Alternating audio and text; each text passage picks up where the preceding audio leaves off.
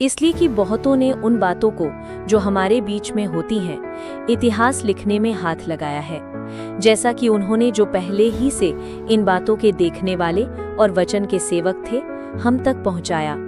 इसलिए हे श्रीमान थियोफिलुस, मुझे भी यही उचित मालूम हुआ कि उन सब बातों का संपूर्ण हाल आरंभ से ठीक ठीक जांच करके उन्हें तेरे लिए क्रमानुसार लिखूं, कि तू ये जान ले कि वे बातें जिनकी तूने शिक्षा पाई है कैसी अटल है।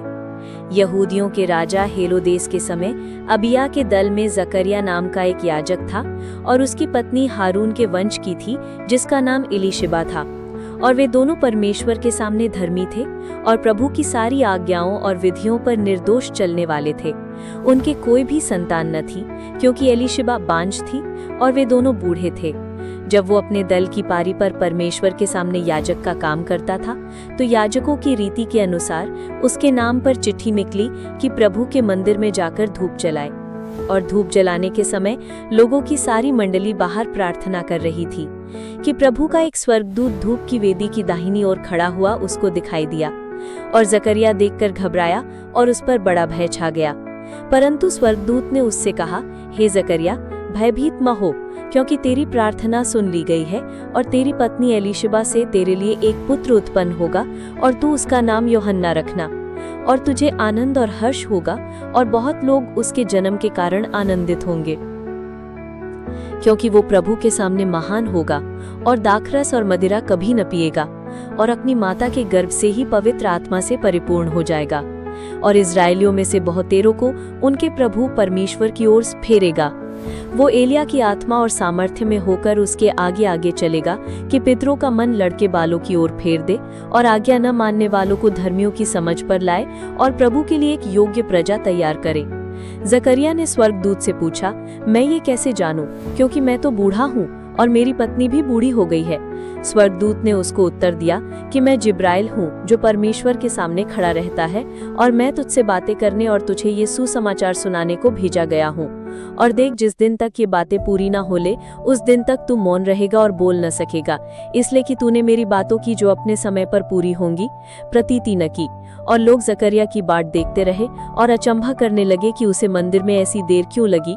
जब वो बाहर आया तो उनसे बोल न सका, सो वे जान गए कि उसने मंदिर में कोई दर्शन पाया है, और वो उनसे संकेत करता रहा और गूंगा रह गया। जब उसकी सेवा के दिन पूरे हुए तो वो अपने घर चला गया। इन दिनों के बाद उसकी पत्नी एलीशिबा गर्भवती हुई और 5 महीने तक अपने आप को ये कह के छिपाए रखा कि मनुष्यों में मेरा अपमान दूर करने के लिए प्रभु ने इन दिनों में कृपा दृष्टि करके मेरे लिए ऐसा किया है। 6ठे महीने में परमेश्वर की ओर से जिब्राइल स्वर्गदूत गलील के नासरत नगर में एक कुमारी के पास भेजा गया, जिसकी मंगनी यूसुफ नाम दाऊद के घराने के एक पुरुष से हुई थी। उस कुमारी का नाम मरियम था। और स्वर्गदूत ने उसके पास भीतर आकर कहा, आनंद और जय तेरी हो, जिस पर ईश्वर का अनुग्रह हुआ है, प्रभु तेरे साथ है। वो उस वचन से बहुत घबरा गई और सोचने लगी कि ये किस प्रकार का अभिवादन है। स्वर्गदूत ने उससे कहा, हे मरियम, भयभीत न हो, क्योंकि परमेश्वर का अनुग्रह तुझ पर हुआ है। और देख, तू गर्भवती होगी और तेरे एक पुत्र उत्पन्न होगा, तू उसका नाम यीशु रखना। वो महान होगा और परम प्रधान का पुत्र कहलाएगा, और प्रभु परमेश्वर उसके पिता दाऊद का सिंहासन उसको देगा, और वो याकूब के घराने पर सदा राज्य करेगा और उसके राज्य का अंत न होगा। मरियम ने स्वर्गदूत से कहा, ये क्यों कर होगा, मैं तो पुरुष को जानती ही नहीं। स्वर्गदूत ने उसको उत्तर दिया कि पवित्र आत्मा तुझ पर उतरेगा और परम प्रधान की सामर्थ्य तुझ पर छाया करेगी, इसलिए वो पवित्र जो उत्पन्न होने वाला है परमेश्वर का पुत्र कहलाएगा। और देख, और तेरी कुटुंबिनी एलीशिबा के भी बुढ़ापे में पुत्र होने वाला है। ये उसका जो बांझ कहलाती थी 6ठा महीना है, क्योंकि जो वचन परमेश्वर की ओर से होता है वो प्रभाव रहित नहीं होता। मरियम ने कहा, देख, मैं प्रभु की दासी हूँ, मुझे तेरे वचन के अनुसार हो। तब स्वर्गदूत उसके पास से चला गया।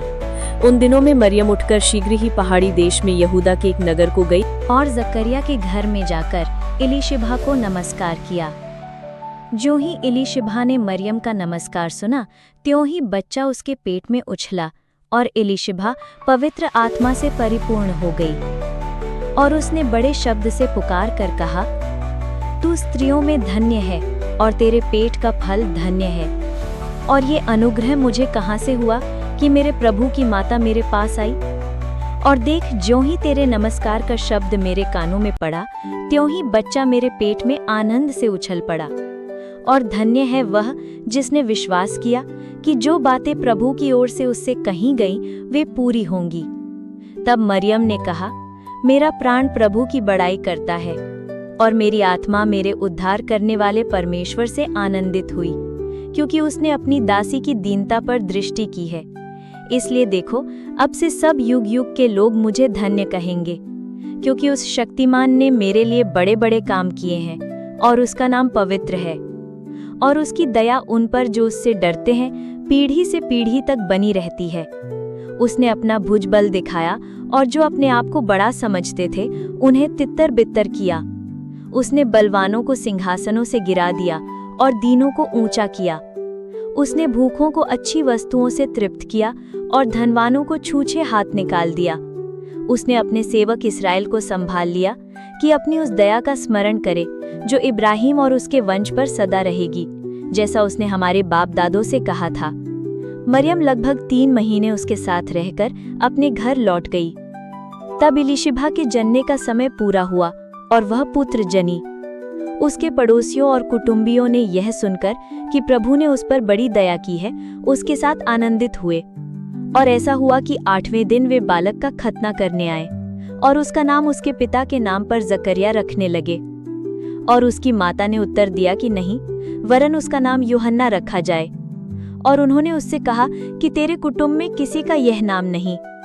तब उन्होंने उसके पिता से संकेत करके पूछा कि तू उसका नाम क्या रखना चाहता है, और उसने लिखने की पट्टी मंगाकर लिख दिया कि उसका नाम यूहन्ना है। और सबों ने अचंभा किया। तब उसका मुंह और जीभ तुरंत खुल गई और वह बोलने और परमेश्वर का धन्यवाद करने लगा। और उसके आसपास के सब रहने वालों पर भय छा गया। और उन सब बातों की चर्चा यहूदिया के सारे पहाड़ी देश में फैल गई। और सब सुनने वालों ने अपने अपने मन में विचार करके कहा, ये बालक कैसा होगा, क्योंकि प्रभु का हाथ उसके साथ था।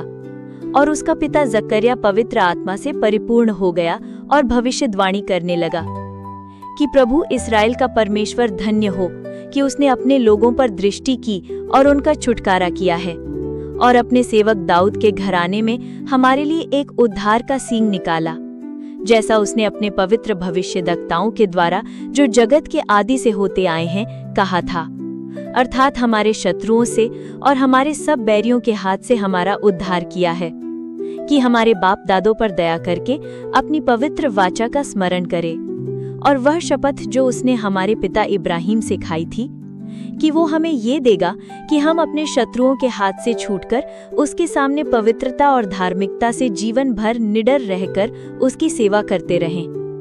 और तू, हे बालक, परम प्रधान का भविष्यद्वक्ता कहलाएगा, क्योंकि तू प्रभु के मार्ग तैयार करने के लिए उसके आगे आगे चलेगा, कि उसके लोगों को उद्धार का ज्ञान दे जो उनके पापों की क्षमा से प्राप्त होता है।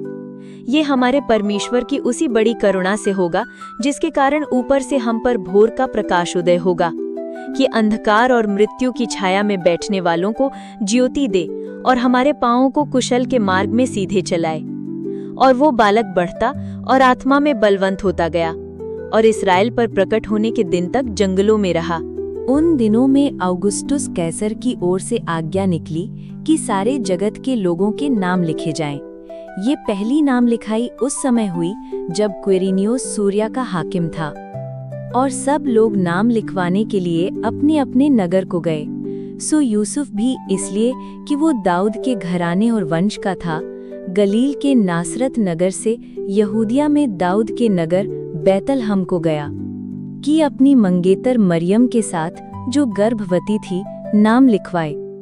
उनके वहां रहते हुए उसके जन्ने के दिन पूरे हुए, और वो अपना पहलौठा पुत्र जनी और उसे कपड़े में लपेटकर चरनी में रखा, क्योंकि उनके लिए सराय में जगह न थी। और उस देश में कितने गडेरिये थे जो रात को मैदान में रहकर अपने झुंड का पहरा देते थे। और प्रभु का एक दूत उनके पास आ खड़ा हुआ, और प्रभु का तेज उनके चारों ओर चमका, और वे बहुत डर गए। तब स्वर्गदूत ने उनसे कहा, मत डरो, क्योंकि देखो, मैं तुम्हें बड़े आनंद का सुसमाचार सुनाता हूँ जो सब लोगों के लिए होगा, कि आज दाऊद के नगर में तुम्हारे लिए एक उद्धारकर्ता जन्मा है, और यही मसीह प्रभु है। और इसका तुम्हारे लिए ये पता है कि तुम एक बालक को कपड़े में लिपटा हुआ और चरनी में पड़ा पाओगे। तब एकाएक उस स्वर्गदूत के साथ स्वर्गदूतों का दल परमेश्वर की स्तुति करते हुए और ये कहते दिखाई दिया कि आकाश में परमेश्वर की महिमा और पृथ्वी पर उन मनुष्यों में जिनसे वो प्रसन्न है शांति हो। जब स्वर्गदूत उनके पास से स्वर्ग को चले गए तो बड़ेरियों ने आपस में कहा, आओ हम बैतलहम जाकर ये बात जो हुई है और जिसे प्रभु ने हमें बताया है देखें। और उन्होंने तुरंत जाकर मरियम और यूसुफ को और चरनी में उस बालक को पड़ा देखा। इन्हें देखकर उन्होंने वो बात जो इस बालक के विषय में उनसे कही गई थी प्रकट की, और सब सुनने वालों ने उन बातों से जो गडेरियों ने उनसे कहीं आश्चर्य किया। परंतु मरियम ये सब बातें अपने मन में रखकर सोचती रही, और गडेरिये जैसा उनसे कहा गया था वैसा ही सब सुनकर और देखकर परमेश्वर की महिमा और स्तुति करते हुए लौट गए। जब 8 दिन पूरे हुए और उसके खतने का समय आया तो उसका नाम यीशु रखा गया, जो स्वर्गदूत ने उसके पेट में आने से पहले कहा था। और जब मूसा की व्यवस्था के अनुसार उनके शुद्ध होने के दिन पूरे हुए तो वे उसे यरूशलेम में ले गए कि प्रभु के सामने लाएं, जैसा कि प्रभु की व्यवस्था में लिखा है कि हर एक पहलौटा प्रभु के लिए पवित्र ठहरेगा। और प्रभु की व्यवस्था के वचन के अनुसार पंडुकों का एक जोड़ा या कबूतर के 2 बच्चे लाकर बलिदान करें। और देखो, यरूशलेम में शिमयोन नाम एक मनुष्य था, और वो मनुष्य धर्मी और भक्त था और इस्राएल की शांति की बाट जोह रहा था, और पवित्र आत्मा उस पर था। और पवित्र आत्मा से उसको चेतावनी हुई थी कि जब तक तू प्रभु के मसीह को देख न लेगा तब तक मृत्यु को न देखेगा। और वो आत्मा के सिखाने से मंदिर में आया, और जब माता पिता उस बालक यीशु को भीतर लाए कि उसके लिए व्यवस्था की रीति के अनुसार करें, तो उसने उसे अपनी गोद में लिया और परमेश्वर का धन्यवाद करके कहा, हे स्वामी, अब तू अपने दास को अपने वचन के अनुसार शांति से विदा करता है, क्योंकि मेरी आंखों ने तेरे उद्धार को देख लिया है, जिसे तूने सब देशों के लोगों के सामने तैयार किया है, कि वो अन्य जातियों को प्रकाश देने के लिए ज्योति और तेरे निज लोग इस्राएल की महिमा हो। और उसका पिता और उसकी माता इन बातों से जो उसके विषय में कही जाती थी आश्चर्य करते थे। तब शिमयोन ने उनको आशीष देकर उसकी माता मरियम से कहा, देख, वो तो इस्राएल में बहुतों के गिरने और उठने के लिए और एक ऐसा चिन्ह होने के लिए ठहराया गया है जिसके विरोध में बातें की जाएंगी, वरन तेरा प्राण भी तलवार से वार पार छिद जाएगा। इससे बहुत हृदयों के विचार प्रकट होंगे। और अशेर के गोत्र में से हन्ना नाम फनुएल की बेटी एक भविष्यवक्तिनी थी। वो बहुत बूढ़ी थी और ब्याह होने के बाद 7 वर्ष अपने पति के साथ रह पाई थी। वो 84 वर्ष से विधवा थी और मंदिर को नहीं छोड़ती थी, पर उपवास और प्रार्थना कर करके रात दिन उपासना किया करती थी। और वो उस घड़ी वहां आकर प्रभु का धन्यवाद करने लगी और उन सबों से जो यरूशलेम के छुटकारे की बाट जो रहे थे उसके विषय में बातें करने लगी। और जब वे प्रभु की व्यवस्था के अनुसार सब कुछ निपटा चुके तो गलील में अपने नगर नासरत को फिर चले गए। और बालक बढ़ता और बलवंत होता गया और बुद्धि से परिपूर्ण होता गया, और परमेश्वर का अनुग्रह उस पर था। उसके माता पिता प्रतिवर्ष फस के पर्व में यरूशलेम को जाया करते थे। जब वो 12 वर्ष का हुआ तो वे पर्व की रीति के अनुसार यरूशलेम को गए, और जब वे उन दिनों को पूरा करके लौटने लगे तो वो लड़का यीशु यरूशलेम में रह गया, और ये उसके माता पिता नहीं जानते थे। वे ये समझकर कि वो और यात्रियों के साथ होगा एक दिन का पड़ाव निकाल गए और उसे अपने कुटुंबियों और जान पहचान में ढूंढने लगे। पर जब नहीं मिला तो ढूंढते ढूंढते यरूशलेम को फिर लौट गए, और 3 दिन के बाद उन्होंने उसे मंदिर में उपदेशकों के बीच में बैठे उनकी सुनते और उनसे प्रश्न करते हुए पाया।